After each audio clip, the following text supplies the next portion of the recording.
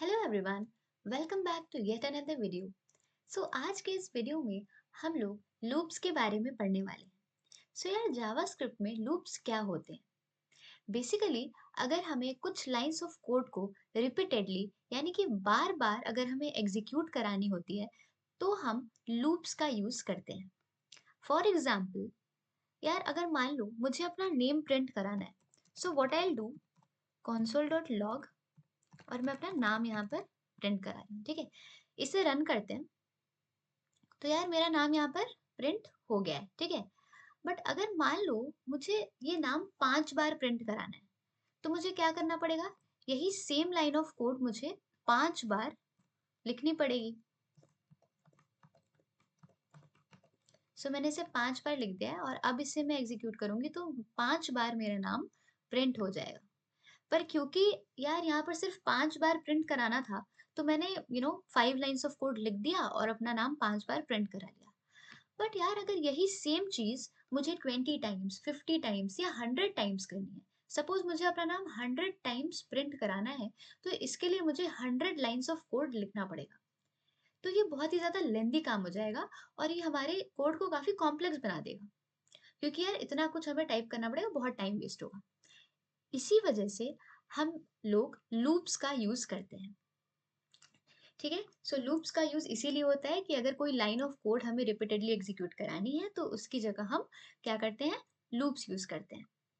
ठीक है, तो अगर मान लो मुझे 100 बार अपना नाम प्रिंट कराना है तो 100 लाइन ऑफ कोड लिखने की जगह सिर्फ 3-4 लाइन में हम आराम से अपना कोड लिख सकते हैं और अपना नाम 100 बार या 1000 बार, जितनी बार भी हमें प्रिंट कराना है, लूप की मदद से हम प्रिंट करा सकते हैं। ठीक है, सो मूविंग फॉरवर्ड, जावास्क्रिप्ट में जनरली 3 टाइप्स ऑफ लूप्स होते हैं: for loop, while loop and do while loop. ठीक है, बट अब यार नए लूप्स भी इंट्रोड्यूस हो गए हैं, जैसे कि for in loop and for of loop. But for in और फॉर ऑफ के बारे में हम लोग बाद में पढ़ेंगे, जब हम लोग एरेज वगैरह के बारे में थोड़ा सा जान चुके होंगे, एरेज और स्ट्रिंग्स के बारे में, क्योंकि तब हमें और अच्छी तरीके से फॉर इन और फॉर ऑफ लूप का यूज समझ में आएगा कि हम क्यों यूज करते हैं। ठीक है, फिलहाल के लिए अभी हम फॉर लूप, वाइल लूप और डू वाइल लूप को समझेंगे। स्टार्ट करते हैं फॉर लूप से।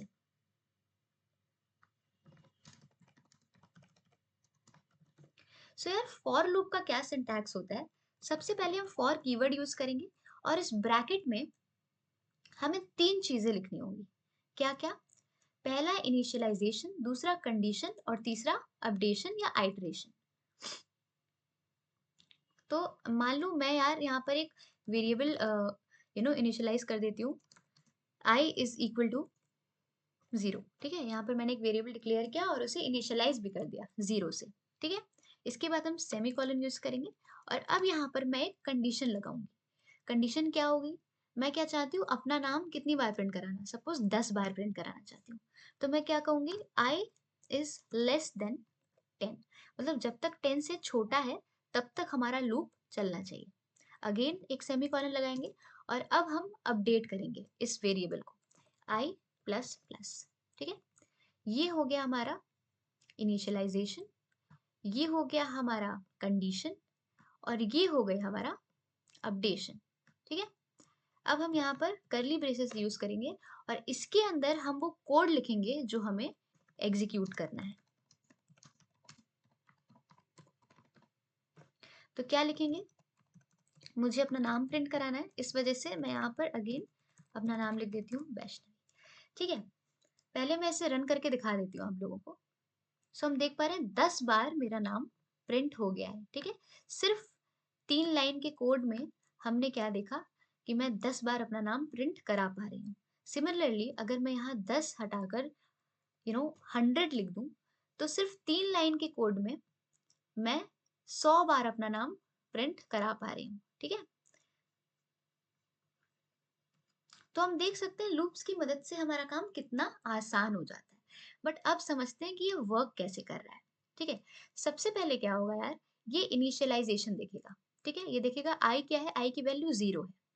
उसके बाद ये इस लूप के अंदर आएगा, सॉरी, सबसे पहले ये आई की वैल्यू देखेगा और उसके बाद कंडीशन चेक करेगा। ठीक है, कंडीशन चेक करेगा, पहले इसने देखा आई की वैल्यू 0 है, तो क्या 0 100 से कम है? 100 को 10 कर देते हैं यार, आसानी होगी समझने में, ठीक है?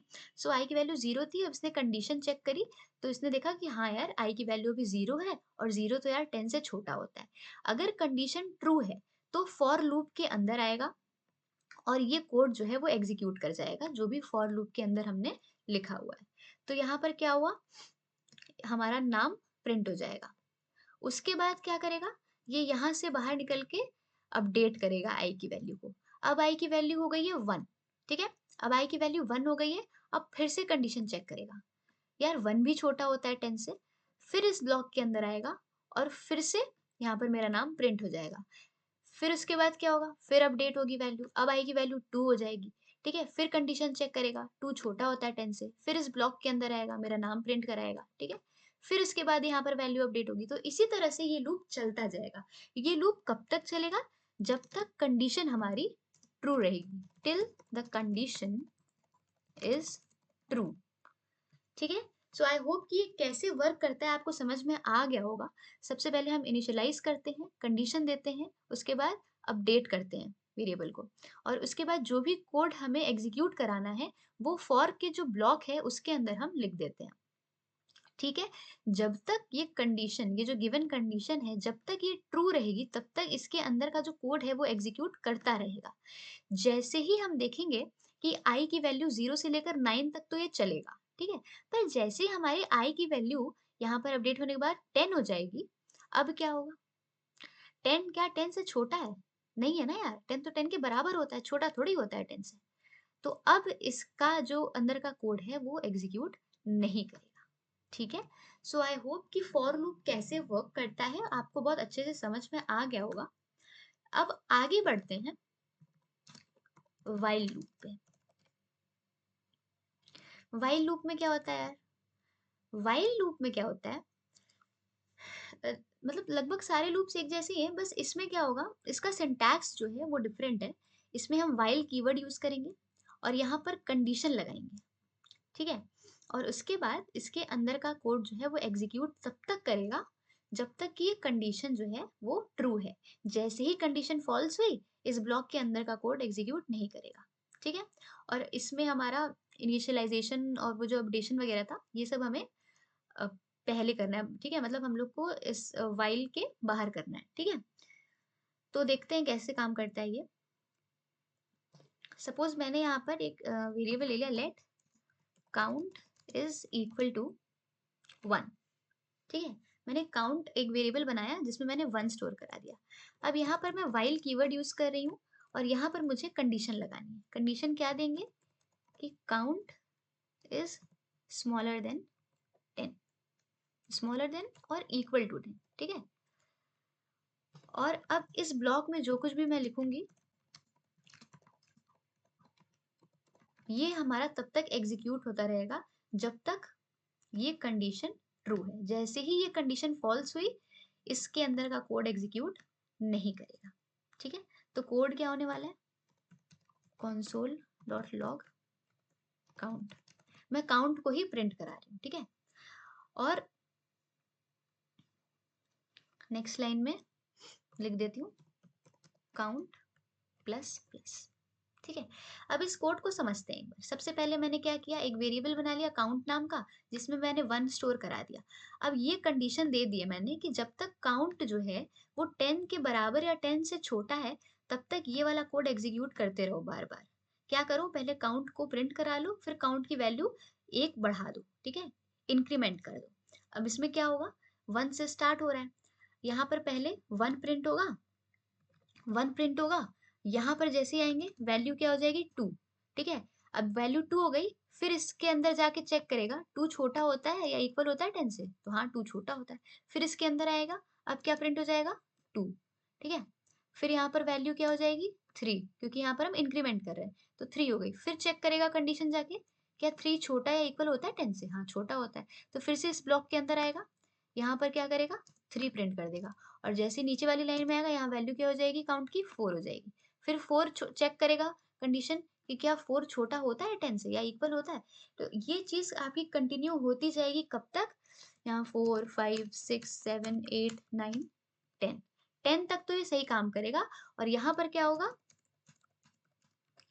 जैसे अब यहाँ पर क्योंकि 10 प्रिंट हो चुका है, तो अब यहाँ पर काउंट प्लस प्लस की वैल्यू क्या होगी 11, क्योंकि हम एक इंक्रीमेंट कर रहे हैं, 11 हो गया। अब 11 क्या छोटा होता है या इक्वल होता है 10 के? नहीं, यहाँ पर क्या हो जाएगी, कंडीशन यहाँ पर फॉल्स हो जाएगी। क्यों? क्योंकि 11 तो बड़ा होता है 10 से। तो अब इस ब्लॉक के अंदर हम लोग एंटर ही नहीं कर पाएंगे क्योंकि कंडीशन फॉल्स हो गई है। तो इसी वजह से अब यहाँ केवल 10 तक प्रिंट होगा। ठीक है, एक बार इसे हम लोग एग्जीक्यूट करके देख लेते हैं, रन करते हैं अपने कोड को। तो जी हाँ, ये बिल्कुल ऐसे ही काम कर रहा है। 1 प्रिंट हुआ, 2 3 4 5 6 7 8 9 10 तक प्रिंट हुआ केवल, 11 प्रिंट नहीं हुआ, क्योंकि जब तक हम 11 पे आए, जब काउंट की वैल्यू 11 हो गई यहाँ पर, तो कंडीशन क्या हुई, फॉल्स हो गई। और हमें पता है कि ब्लॉक के अंदर का कोड सिर्फ तब तक एग्जीक्यूट करता है जब तक ये कंडीशन क्या होती है, ट्रू। ठीक है, सो आई होप कि व्हाइल लूप का सिंटैक्स भी आपको अच्छे से समझ में आ गया होगा। ठीक है, सो हमने फॉर लूप कवर कर लिया, व्हाइल लूप कवर कर लिया। अब हम पढ़ेंगे डू व्हाइल लूप के बारे में।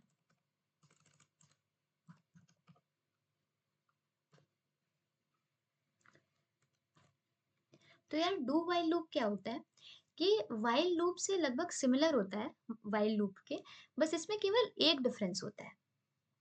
जैसे कि व्हाइल लूप में जब ये कंडीशन फॉल्स हो जाती है ना, तो इस ब्लॉक के अंदर जो भी कोड है वो एग्जीक्यूट नहीं होता है। ठीक है, बट डू व्हाइल लूप में क्या होता है, भले ही कंडीशन फॉल्स हो, पर जो भी इस ब्लॉक के अंदर कोड लिखा है वो एटलीस्ट एक बार तो जरूर एग्जीक्यूट करेगा।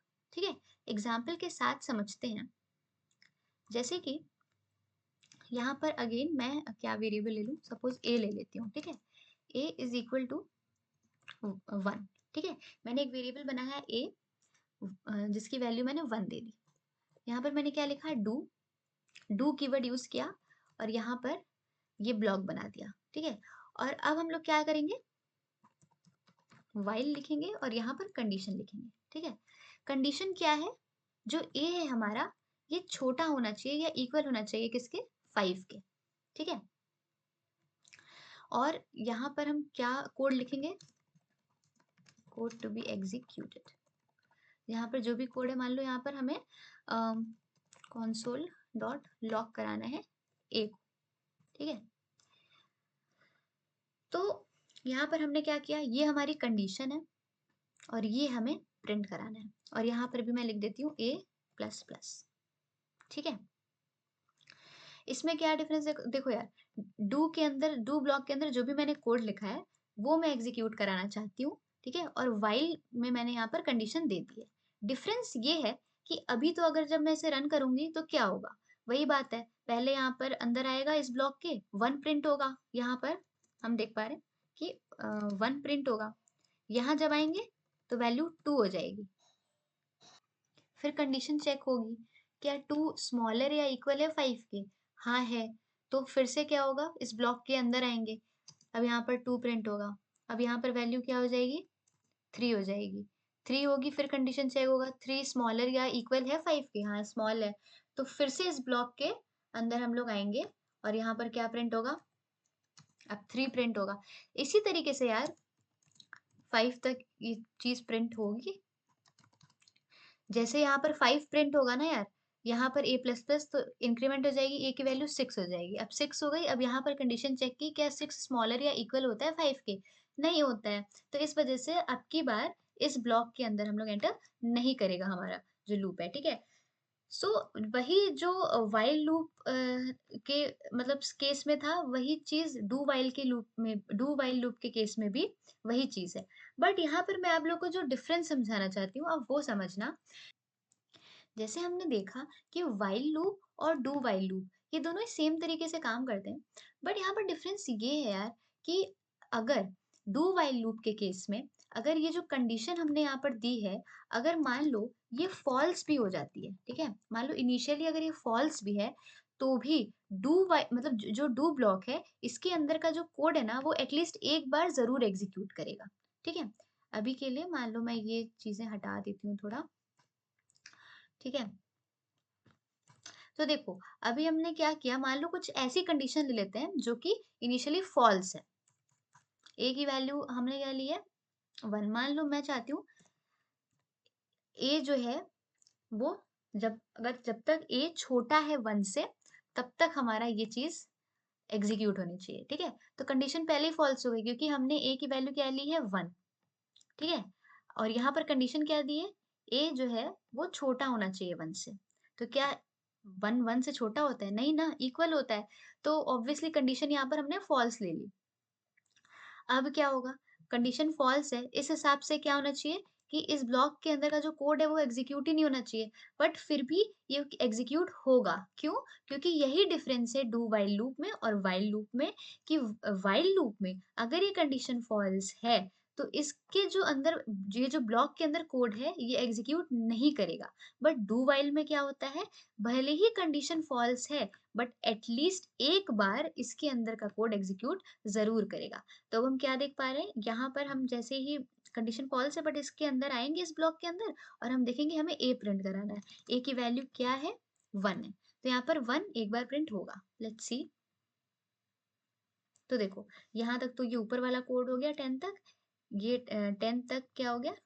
व्हाइल लूप का कोड है, ठीक है? इसके बाद यहाँ पर हम देख पा रहे हैं ये जो 1 प्रिंट हो रहा है, ये हमारा डू व्हाइल वाला हो रहा है। ठीक है? सो आई होप कि समझ में आ गया होगा क्या डिफरेंस है। यहाँ पर भी हम देख सकते हैं, यहाँ पर साफ लिखा हुआ है कि do while loop is similar to while loop but ensures that even if the condition is false the code block will be executed at least once. ठीक है? सो आई होप कि फॉर लूप, व्हाइल लूप और do while loop आपको अच्छी तरीके से समझ में आ गए होंगे। That's all for this video. अगर आपको ये वीडियो अच्छा लगा हो तो please like share and comment on this video and please subscribe my channel.